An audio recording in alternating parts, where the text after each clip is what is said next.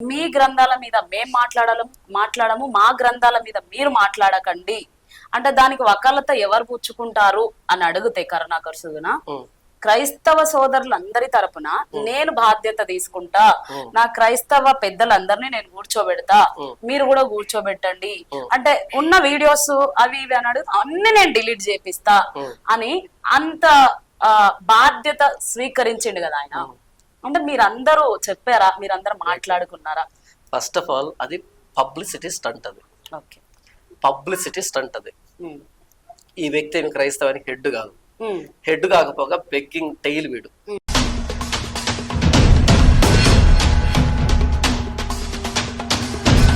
60,000 దాకా సబ్స్క్రైబర్స్ వచ్చారు అభినయ దర్శన్కి. ఎంతకంటే నికృష్టమైన బతుకు ఇంకెవడుకుంటుందమ్మా. శవాల మీద పేలాలు ఎరుకునేటువంటి జీవితం ఇది. ఒకవేళ వీడే కూర్చొని ఇలా నాకు ఎలా వచ్చారు ఎంతమంది సబ్స్క్రైబర్స్ అని ప్రశ్న వేసుకుంటే వాడు